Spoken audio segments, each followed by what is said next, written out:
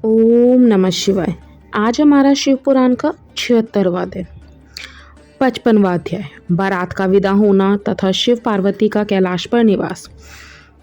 ब्रह्मा जी बोले, हे नारद, इस प्रकार ब्रह्माणी ने देवी पार्वती को पतिव्रत धर्म की शिक्षा देने के उपरांत महारानी मैना से कहा कि हे महारानी, आपकी आज्ञा के अनुसार मैंने आपकी पुत्री को पतिव्रत धर्म एवं उसके पालन के विषय में बता दिया। अब आप इसकी विदा की तैयारी कीजिए। देवी मैना ने पार्वती को अपने हृदय से लगा लिया और जोर जोर से रोने लगी। अपनी माता को इस प्रकार रोते देख पार्वती की आंखों में से अश्रुधारा बहने लगी। पार्वती और मैना को रोता देख सभी देवताओं की पत्नियां एवं वहां उपस्थित सभी नारियां भाव विह्वल हो उठी। तभी पर्वतराज हिमालय अपने पुत्रों मैनाक मंत्रियों के साथ वहां आए और मोह के कारण अपनी पुत्री पार्वती को गले से लगाकर रोने लगे। गिरिजा की मां, भाभियां तथा वहां उपस्थित सभी स्त्रियां रो रही थीं। तब तत्वज्ञानियों और मुनियों तथा पुरोहितों ने अध्यात्म ज्ञान द्वारा सबको समझाया तथा यह भी बताया कि उपस्थित शुभ मुहूर्त में ही बारात विदा करनी चाहिए। ऋषि मुनियों के समझाने से भावनाओं का सागर थमा। तब पार्वती ने भक्ति भाव से अपने माता पिता, भाइयों एवं गुरुजनों के चरण स्पर्श कर उनका आशीर्वाद प्राप्त किया तथा पुनः रोने लगी।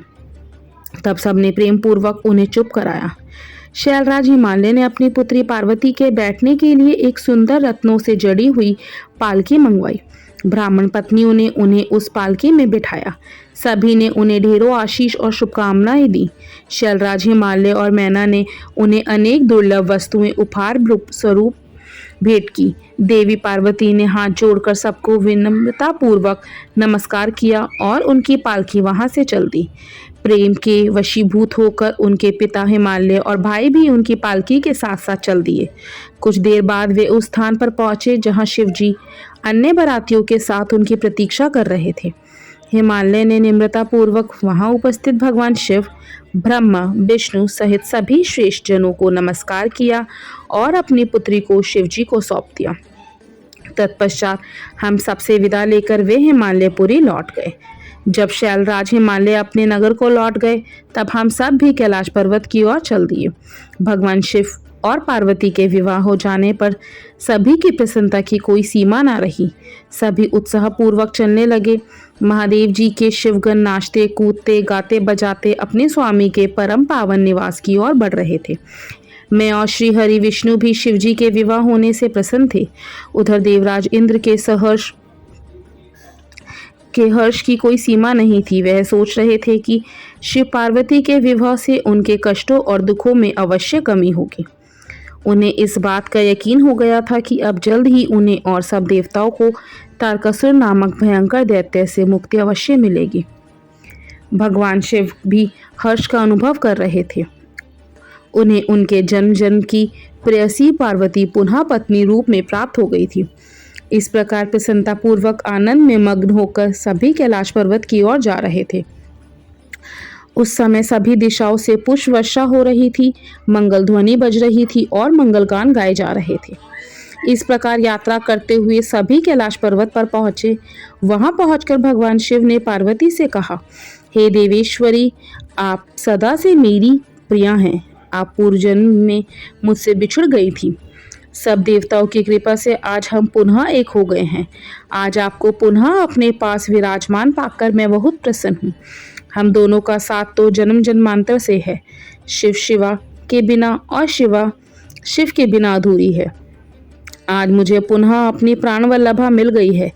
प्रभु शिव की इन प्यारी बातों को सुनकर देवी पार्वती का मुख लज्जा से लाल हो गया। उनके बड़े बड़े सुंदर नेत्र झुक गए और वे धीरे से बोली, हे नाथ, आपकी हर एक बात मुझे स्मरण है। मेरे जीवन में सब कुछ आप ही हैं। आज आपने अपनी इस दासी को अपने चरणों में जगह देकर बहुत बड़ा उपकार किया है। मैं आपको पति रूप में पाकर धन्य हो गई हूँ। देवी पार्वती के उत्तम मधुर वचनों को सुनकर भगवान शिव मुस्कुरा दिए। तत्पश्चात भगवान शिव ने सभी देवताओं को स्वादिष्ट भोजन कराया एवं उन्हें सुंदर उपहार भेंट स्वरूप दिए। भोजन करने के बाद सभी देवता एवं ऋषि मुनि भगवान शिव के पास आए और उन्हें प्रणाम कर उनकी स्तुति करने लगी और शिव पार्वती से आज्ञा लेकर अपने अपने धाम चले गए। तब मैंने और श्री हरि ने भी चलने के लिए आज्ञा मांगी तो शिव जी ने हमें प्रणाम किया। तब मैंने और विष्णु जी ने हृदय से लगाकर उन्हें आशीर्वाद दिया। फिर हम भी अपने अपने लोकों को चले गए।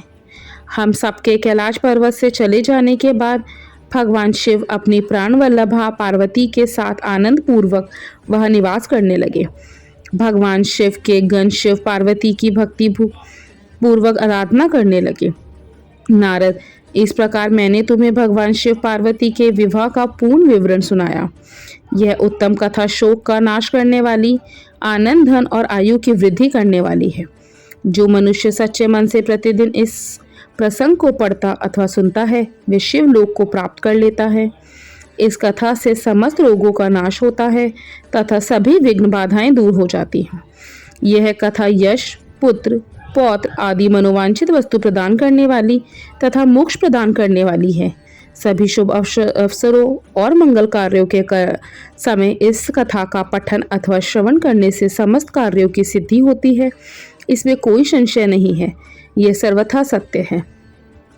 ओम नमः शिवाय। इसी के साथ हमारा श्री रुद्र संहिता का तीसरा खंड संपूर्ण होता है। ओम नमः शिवाय।